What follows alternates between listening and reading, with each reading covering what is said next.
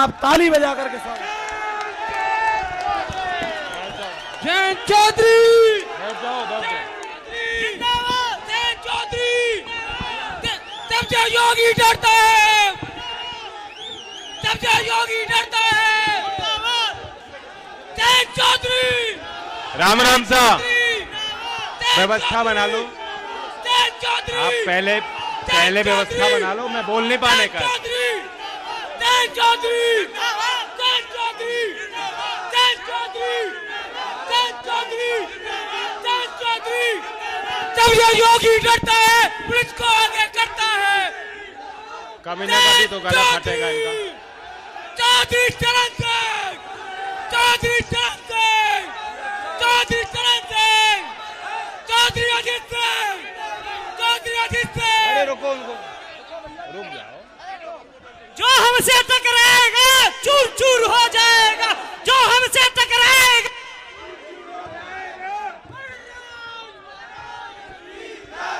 जोश के साथ होश भी चाहिए, जोश के साथ होश भी चाहिए भाइयों।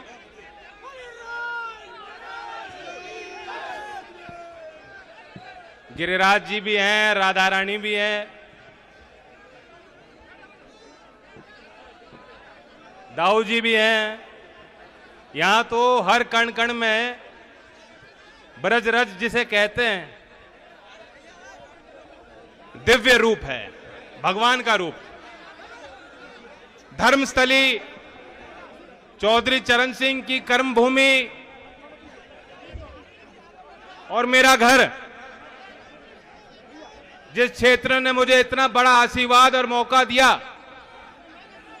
आज अपनों के बीच, यहां आपके बीच खड़े होकर मुझे महसूस हो रहा है कि हमारा कुनबा, हमारा कारवा बढ़ रहा है। हमें जो आज इस समय पे आवश्यकता है, हम सबको, क्योंकि जो हाथरस की जो घटना थी, मैं जानता हूं बहुत लोगों ने वो दृश्य देखे होंगे। मथुरा के बहुत से कार्यकर्ता वहां मौजूद थे। सुरेश भगत जी हैं, मेरी नजर उन पे गई। कौशल सिकरवार को तो बहुत गहरी चोट सर पे लगी। विश्वेंद्र है, राहुल, रोहित, गुड्डू तो लाठियों के आगे नाच से रहे थे।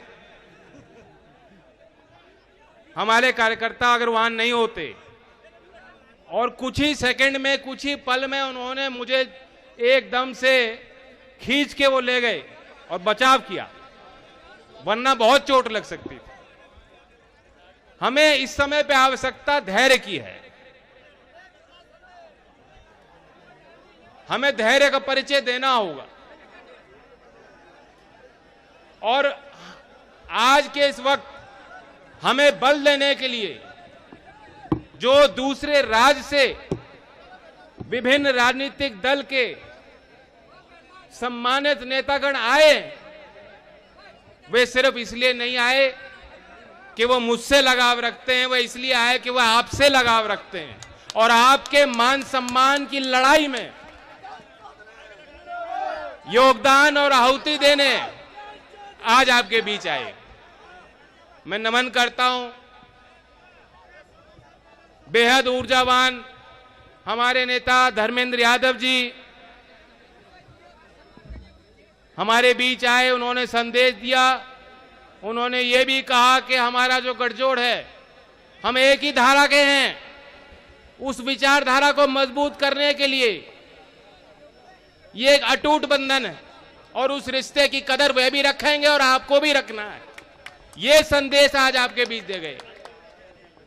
बेहद विद्वान, अनुभवी और बहुत प्रभावशाली तरीके से जिन्होंने आपको अपने इतिहास से जोड़ने का प्रयास किया। 100 साल बीते, आज एक ही दिन क्या बात थी और आज क्या हो रहा है। पंजाब की तस्वीर आपके आगे खींचने वाले पूर्व सांसद जगमीत बराड़ साहब और चौधरी देवीलाल जी और चौधरी चरण सिंह जी का नाम लेते ही है पूरे देश के किसी भी कोने में किसान जो बैठा है वो जो खुश होता है, उसके चेहरे पे मुस्कान आती है। तो उसी परिवार से, उसी विचारधारा से जुड़े हरियाणा से चलकर आज इस संकट की घड़ी में आपके साथ कंधे से कंधे मिलाकर चलने के प्रण लेकर अभय चौटाला जी आपके बीच आए। मैं कोटि कोटि उनका नमन और धन्यवाद ब्रजभूमि की तरफ से, आपकी तरफ से करना चाहता हूं।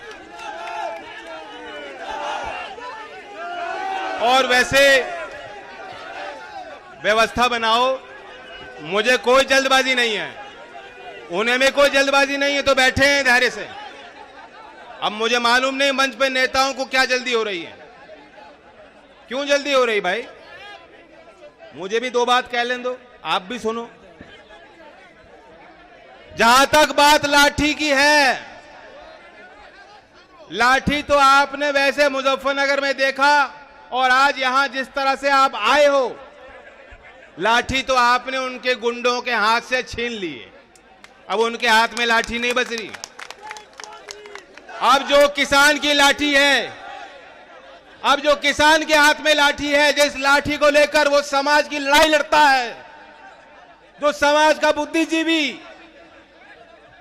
जो देश का हित चाहता है, जैसा कि जगमीत जी कह रहे थे, भारतीयता की भावना से ओतप्रोत होकर जो देश की सीमा और सरहद से लेकर देश के खेत खलियान में मेहनत और कुर्बानी करने वाला जो आदमी है, आज उसके हाथ में लाठी है, और उस लाठी को लेके आप यहां आए हो। उस लाठी के आगे कोई सरकार टिक नहीं सकती, कोई जालिम टिक नहीं सकता, कोई अत्याचारी भ्रष्टाचारी खड़ा नहीं हो सकता। वो लाठी आपके हाथ में है। सरकारें तो आप बनाते हो, सरकारें आप बिगाड़ सकते हो, ये आपके लिए चुटकी का खेल है। मैं तो आपसे ये कहने आया हूं, बहुत हो गया, पानी सर के ऊपर जा चुका, वे सारी बात आपके आगे हैं, वे बातें आपको मालूम है। धर्मेंद्र जी ने बात कही, सभी वक्ताओं ने बात कही। बाजरा का भाव क्या है? 2150 रुपए। यहां एक भी किसान खड़ा होकर मुझे बता दे कि बाजरे की उसकी बिकवारी हुई कि नहीं हुई, सरकारी रेट मिला नहीं मिला। 7 साल पहले याद करो, धान 4000 से ऊपर भाव था कि नहीं था, और किसान की मुंजी पिट गई बुरी तरह। मैं अभय जी से मंच पे बैठ के पूछ रहा था क्या हरियाणा की मंडियों में बिकवारी हो रही है, खरीदारी हो रही है कि नहीं? उन्होंने कहा नहीं हो रही। हमारे छाता क्षेत्र के सारे किसान जो प्रभावशाली हैं वह भी, और जो छोटा किसान है वह भी, वह होडल और कोसी की मंडी के बजाय होडल की मंडी ज्यादा पसंद करता है। और जब मोदी जी ने कहा कि कोई भी प्रदेश हो, अब किसान के लिए कोई सीमा नहीं है, अरे यहां के लोग तो जानते ही है, काम तो चौधरी अजीत सिंह जी पहले ही कर गए थे। जब वहां की सरकार रोका करती थी, ट्रैक्टर लेके आंदोलन करके लोगों ने, छाता के लोग, किसान यहां है कि नहीं है, उन्हें मालूम है, आप लेके गए थे वहां। लेकिन किसान खुश हुआ इस बात को सुन करके कि अब कोई रोक टोक किसान के लिए नहीं है। लेकिन फिर 2 दिन बाद आपने देखा हरियाणा के भारतीय जनता पार्टी के मुख्यमंत्री, उन्होंने ही सारी पोल खोल दी और कहा नहीं नहीं, हम तो हरियाणा के किसानों की ही खरीदेंगे। आपने देखा होगा बयान। और उस षड्यंत्र को समझ लो, यहां मथुरा में पंचायत क्यों कर रहे हैं हम लोग? क्योंकि यहां के लोग किसान हित की लड़ाई लड़ने में सक्षम है। आप लोगों में मादा है, मादा, आप लोगों में वो दम है। जो ब्रज से संदेश जाएगा पूरा देश उसको देखेगा। मुझे याद है, मैं भटेन में मीटिंग कर रहा था, सभा कर रहा था, और बाजना में गोलियां चल रही थी। वो दिन मुझे आज भी वैसा ही याद है जैसे कल हो, जैसे आज हो, कुछ देर पहले के ये पल हो। मैं सभा में भाषण दे रहा था और मुझे बहुत चिंतित होकर एक कार्यकर्ता ने आके मुझे बताया कि वहां गोली चल गई, और अफवाह भी थी, डर भी था। हम लोगों को मालूम नहीं था क्या दृश्य होगा, क्या नजारा होगा।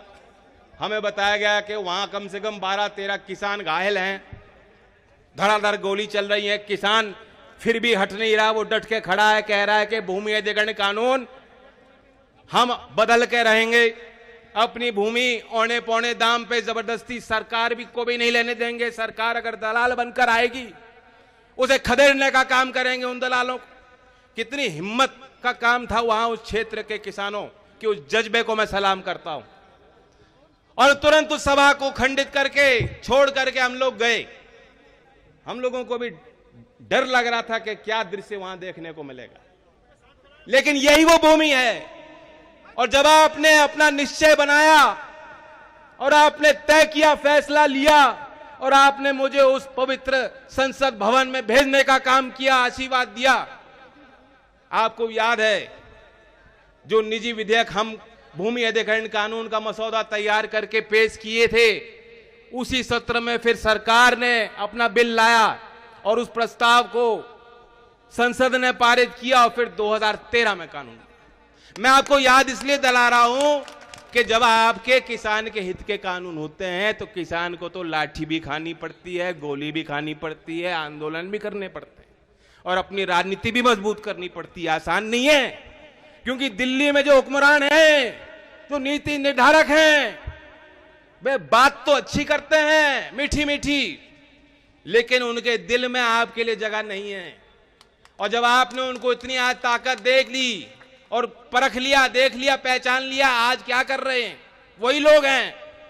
आपकी लड़ाई वैचारिक हर तरीके से, लाठी से, वोट से, उन्हीं जालिमों से है जो आज सत्ता में बैठे हैं, वे गमन कर रहे हैं।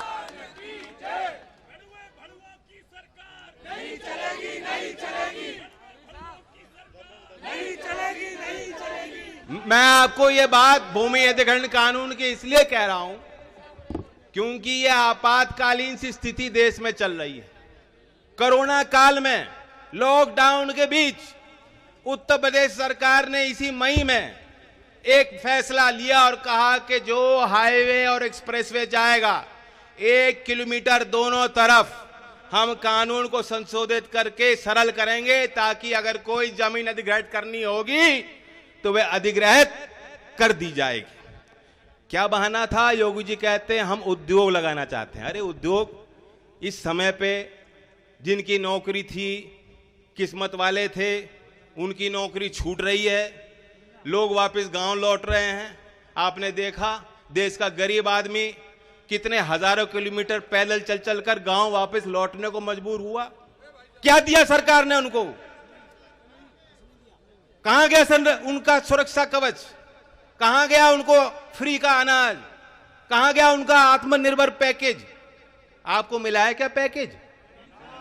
जो प्रधानमंत्री जी गिनाते हैं 10 लाख करोड़, 20 लाख करोड़, ना जाने कितना दे दिया,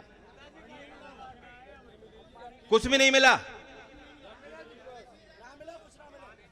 तुम संघर्ष करो, हम तुम्हारे साथ। हाँ, राजेश को भी लाठी लगी थी इसलिए वो।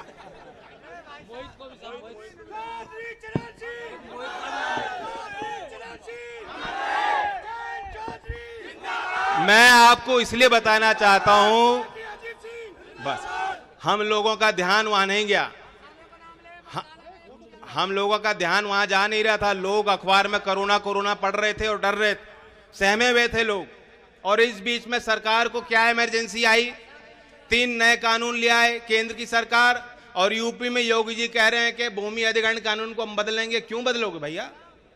और किसको लाभ पहुंचाने के लिए बदल रहे हो और किसके लिए बदल रहे हो? क्या ये देश का, प्रदेश का किसान पहचान नहीं रहा इस बात को?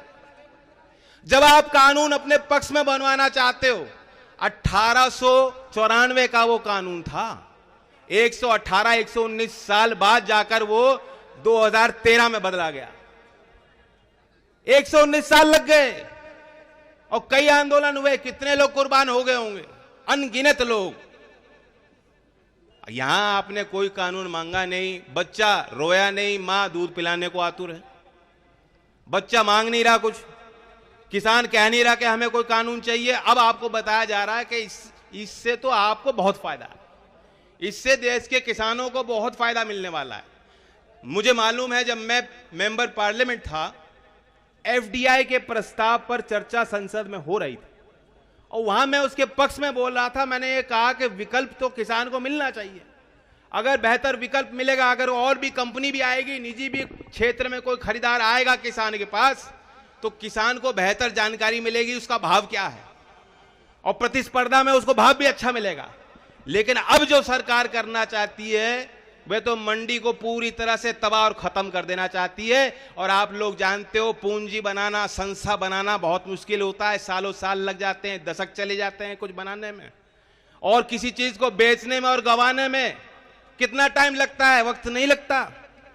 LIC बेचना चाहते हैं, रेलवे बेचना चाहते हैं, सारी सरकारी जो सुविधाएं हैं, जहां इनकी लायबिलिटी है, जहां इनकी जवाबदेही है, जिस क्षेत्र में जनता उनसे मांगती है सरकार से जवाब, अब वो कह देना चाहते हैं हाथ जोड़ करके हमने तो बेच दिया, अब हमारे नियंत्रण में नहीं है। ये जवाब वो आपको देना चाहते हैं। तो इसलिए ये लाइन सीधी खिंच गई है, ये लक्ष्मण रेखा इन्होंने पार की है। और अगर आज भी किसान इस देश का नहीं जागेगा और संगठित नहीं होगा, विभिन्न पार्टी के हमारे नेतागण मंच पे हैं, मैं तो आपकी तरफ से एक बात उनको कहना चाहता हूं, बताओ कह दूं क्या? हम लोगों के सिंबल अलग अलग हैं, पार्टियां अलग अलग है, संगठन अलग अलग हैं, लेकिन किसान को उस बात से मतलब नहीं है। किसान तो चाहता है भाई किसान की बात पर अगर हम लोग एक हो जाएं और यहां से लेके दिल्ली तक ईंट से ईंट बजाने का काम करें, राजनीतिक लड़ाई लड़ें, संघर्ष करें। क्योंकि आज लोहिया जी की पुण्यतिथि है, और लोहिया जी की एक कहावत मैं आपके बीच दोहराना चाहता हूं। उन्होंने कहा था कि अगर सड़कें सुनसान हो जाएंगी तो संसद आवारा हो जाए। आज आवारा पशु तो सड़क पे हैं और संसद में कौन लोग हैं वो तो आप जानते हो। लेकिन ये वक्त संघर्ष करने का है। मैं अपने भाइयों से पूछना चाहता हूं, चलो मुझे लाठी लगी उसके बाद आप जागे, मुझे कोई दिक्कत नहीं, मैं 4 लाठी और खाऊंगा आपकी आंख खोलने के लिए। लेकिन मुझे एक बात का जवाब दे दो। मैं नौजवानों से खास तौर से पूछना चाहता हूं, क्योंकि यहां मथुरा की फिजा भी बिगाड़ना चाहते हैं लोग, अब कहीं और कुछ करके यहां की बात कर रहे हैं लोग, और आपको खड़े होकर रक्षा करनी पड़ेगी अपने संस्कारों की, गंगा जमुनी तहजीब की। मैं अपने नौजवानों से कहना चाहता हूं, अगर आप आज भी हिंदू मुस्लिम के विवाद और तनाव के आधार पर वोट देना चाहते हो तो मुझे आज बता दो, मैं अपने घर पे दिल्ली में बैठ के ठीक हूं। और अगर आप किसान की बात पे, किसान के हक और हकूक पे और बहुत समझदारी के साथ लोकतंत्र में अपनी गिनती बढ़ाना चाहते हो तो मुझे बताओ, मैं सड़क पे आपके साथ लाठी खाने को तैयार हूं।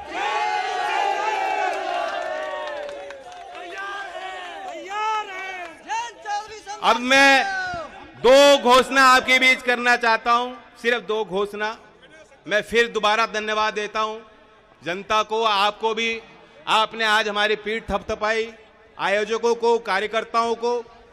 एक तो मैं आपको नारा देना चाहता हूं, क्योंकि आज आपने देखा इतनी फोर्स लग रही है। अगर इतनी फोर्स लगा दी जाए तो गांव के लोग सुरक्षित रहेंगे, हमारी बहू बेटियां सुरक्षित रहेंगी, यहां अपराध घट जाएगा अगर इतने तैनात हो जाएं हमारे पुलिस वाले। लेकिन इनकी कमी नहीं है, ये इनकी कमी नहीं है, इनके ऊपर वाले अधिकारी भयभीत हो गए। वो लाठी की बात होगी ना, लाठी आपने तोड़ दी तो ये भयभीत हो गए। लेकिन मैं इनके लिए खास तौर से एक नारा देना चाह रहा हूं। मुझे एक नौजवान ने नारा बताया, मैं सहमत हूं, और ये नारा चलेगा खूब। उन्होंने कहा, उत्तर प्रदेश की पुलिस से हमें बैर नहीं, लेकिन योगी तेरी खैर नहीं।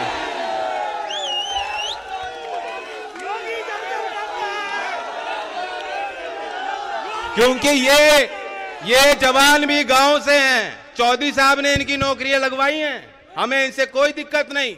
लेकिन जो अहंकारी बाबा जो उंगली दिखाएंगे अगर पश्चिमी यूपी की जनता के लिए, प्रदेश के किसानों के लिए, तो आप जानते हो क्या करना है। और एक और आखिरी में घोषणा है, 17 तारीख को जिस तरह से आप भारी तादाद में यहां आए हो, मैं आप सबको निमंत्रण देता हूं, क्योंकि रुकना तो नहीं ना, आपने कहा सड़क पे रहना है। क्या मैं दिल्ली बैठूं? दिल्ली तो नहीं जाना मुझे। तो 17 तारीख में बुलंदशहर आप लोगों को पहुंचना है, पहुंचोगे कि नहीं पहुंचोगे? धन्यवाद। जय हिंद, जय भारत। जय चौधरी।